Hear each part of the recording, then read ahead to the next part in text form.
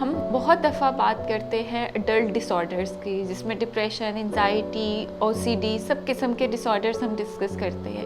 Psychology کی field میں ایک نگلیکٹڈ ایریا ہے جو کہ چائلڈ سائیکالوجی کا ہے، اور اکثر ہمارے ہاں پیرنٹس جو ہے ان کے پاس لیک آف اویئرنیس ہوتی ہے، یا ان کے پاس اتنا نالج نہیں ہوتا کہ وہ بچوں کے مسائل کو جو ہے وہ ارلی سٹیج پر آئیڈینٹیفائی کر سکے، جس کی وجہ سے یہ ڈس آرڈرس کی شکل اختیار کرتے ہیں اور بچوں کی اوور آل پرفارمنس جو ہے وہ اس سے افیکٹ ہوتی ہے۔ آج میں اس ویڈیو میں آپ لوگوں کے ساتھ بات کروں گی کہ childhood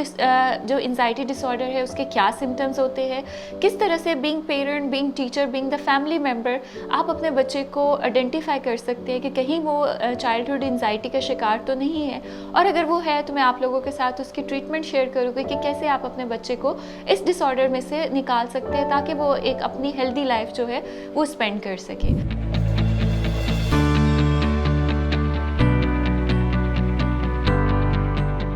I'm Amna Iftikhar and I'm a consultant clinical psychologist. Currently I'm working at Rainbow Obesity and Eating Disorder Center. اور اس کے علاوہ اگر آپ کو کسی بھی قسم کے کوئی بھی ذہنی مسئلہ ہے تو آپ مرہم کے پلیٹ فارم سے گھر بیٹھے آن لائن کنسلٹیشن بک کروا سکتے ہیں، تاکہ آپ کو آنے کی بجائے آپ اپنے گھر بیٹھے اپنی صحت کو جو ہے وہ بہتر کر سکتے ہیں۔ تو بچوں کی جہاں ہم بات کرتے ہیں تو ہمارے پاس پیرنٹس اکثر مسائل لے کر آتے ہیں کہ بچے کے اندر کانفیڈنس نہیں ہے، وہ جلدی گھبرا جاتا ہے، جلدی پریشان ہو جاتا ہے، یا چھوٹی چھوٹی چیزوں کو جو ہے وہ دل پر لے لیتا ہے، جس کی وجہ سے وہ بات کم کرتا ہے، لوگوں میں کم جاتا ہے، دوست کم بناتا ہے، اور اسی وجہ سے اس کو کچھ فوکس کے، کچھ کنسنٹریشن کے، کچھ یادداشت کے جو مسائل ہوتے ہیں ان کا سامنا کرنا پڑتا ہے۔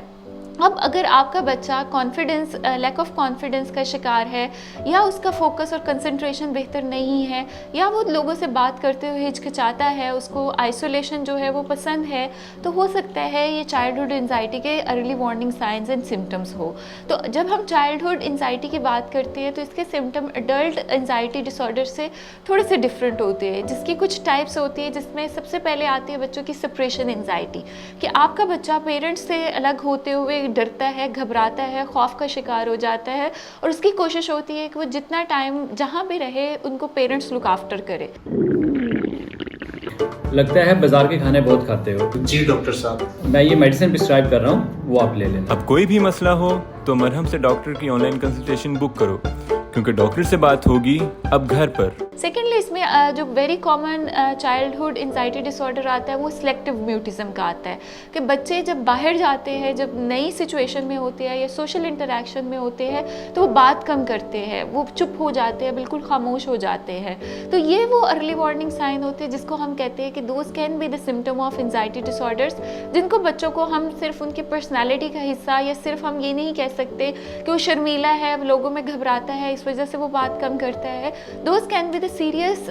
مینٹل ہیلتھ ڈس آرڈرز، جو اگر ارلی سٹیج پر ہم ان کو ایڈریس کریں گے، ٹریٹ کریں گے، تو اس سے گڈ پروگنوسس ہوتا ہے، بچوں کی جو فنکشنالٹی ہوتی ہے وہ بہتر ہو جاتی ہے۔ اور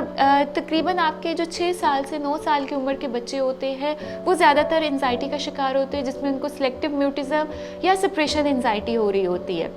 سیکنڈلی اس میں ہمارے جرنلائز انزائٹی ڈس آرڈر بچوں میں آتی ہے کہ وہ ہر چیز سے خوف زدہ ہوتے ہیں، ان کو اپنے پرفارمنس کا ڈر ہوتا ہے، ان کو اپنے اپیرنس کا ڈر ہوتا ہے، وہ کانفیڈنٹ فیل نہیں کر رہے ہوتے۔ تو کوشش کریں کہ اپنے بچے کے ساتھ ٹائم اسپینڈ کریں اور ان چیزوں کو نوٹ کریں کہ آپ کا بچہ گھبراہٹ کا شکار تو نہیں ہے، آپ کا بچہ اوور سینسیٹیو تو نہیں ہو رہا، آپ کے بچوں کی توجہ تو نہیں خراب ہو رہی۔ اور اگر یہ ساری چیزیں آپ کو بچوں میں نظر آئے تو